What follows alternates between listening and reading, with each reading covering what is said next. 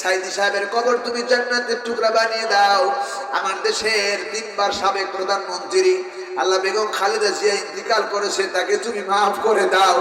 হায় আল্লাহ, উসমান হাদি ভাই আমার বাংলাদেশের একজন রত্ন, হায় আল্লাহ তার কবরখানা তুমি জান্নাতের টুকরা বানায়া দাও।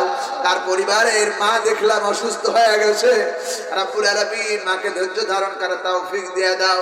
আমাদের প্রত্যেকটি মুসলমানদেরকে তুমি কোরআন বুঝার তৌফিক দাও। বলেন না ইয়া আল্লাহ, ইয়া আল্লাহ। হায় আল্লাহ তাআলা, আমার ডান পাশে, বাম পাশে, পিছনে, সামনে রব্বুল আলামিন পর্দার অন্তরালে মাইকের আওয়াজ যত দূরে যায়, যারাই হাত তুলেছে আমার এর মধ্যে সবচাইতে আমি বড় গুনাহগার। রব্বুল আলামিন এত জীবনে গুনাহ করছি, গুনার খবর যদি ছেলেরা জানতো আব্বু বলে আর পরিচয় দিত না, যদি আব্বা মা জানতো ছেলে বলে পরিচয় দিত না, গ্রামের মানুষ যদি জানতো আমাদেরকে কেউ গ্রামে রাখতো না। হায় আল্লাহ, লজ্জা শরম ত্যাগ করে আসরের নামাজ দোয়া কবুলের সময় তোমার শাহী দরবারে ভিক্ষুকার কাঙ্গালের মতো হাত তুলেছি, আমাদেরকে তুমি মাফ করে দাও।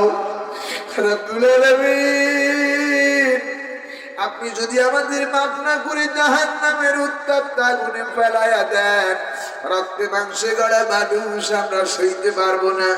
রব্বুল আলামিন, আপনি আমাদেরকে আপনার রহমত দিয়া আপনার গাফফার নামের ইজ্জতের খাতিরে মাফ করে দেন।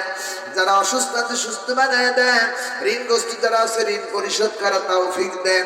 এই এলাকার যত কবর আছে সব কবরগুলো তুমি রিয়াজুল জান্নাহ বানায়া দাও। আল্লাহ, এলাকার প্রত্যেকটি ঘরের মধ্যে ইসলামের দুর্গ বানায়া দাও। হায় আল্লাহ, সারা বিশ্বকে মুসলমান কান্ট্রি যারা আছে আল্লাহ সকলকে তুমি এক হওয়ার তৌফিক দাও। হিন্দু, খ্রিস্টান, বৌদ্ধ, মুসলিমদেরকে অত্যাচার করে রব্বুল আলামিন ওদের হেদায়েত থাকলে হেদায়েত দাও। হায় আল্লাহ তাআলা, আর যদি হেদায়েত না থাকে ফেরাউন নমরুদের মতো ডুবাইয়া দাও। রব্বুল আলামিন আজকের মাহফিল কবুল করে নাও। হায় আল্লাহ তাআলা, আর একটি কথা বলি, জানি না কোথায় কোন অবস্থায় মালাকুল মউত আসবে, জানি না কার জীবনের শেষ মাহফিল। রব্বুল আলামিন, যেখানে থাকি না করছি অবস্থায় থাকি না কেন, মৃত্যুর সময় আল্লাহ তুমি আমাদেরকে আল্লাহ ঈমান হারা করে মৃত্যু দিও না, মুখের জবান বন্ধ করে দিও না। হায় আল্লাহ, যারা আমাকে দাওয়াত করে এই কোরআনে কারীমের মাহফিলে নিয়ে আসলো সেই নাটক থেকে, আর যারা শুনলো কিয়ামতের দিন সকলকে একসঙ্গে জান্নাতে থাকার তৌফিক দিয়ে দাও।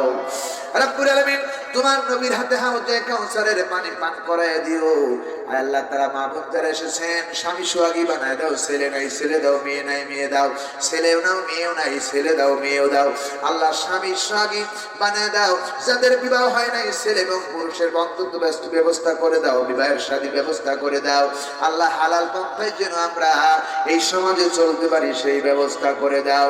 যেদিন মালাকুল মউত আসবে, সর্বোপরি শেষ কথা, মৃত্যুর সময় জবান বন্ধ করে দিও না, জবানে ফুটায় দিও তোমার নবীর তাওহীদের কালেমা, লা ইলাহা ইল্লাল্লাহু মুহাম্মাদুর রাসূলুল্লাহ।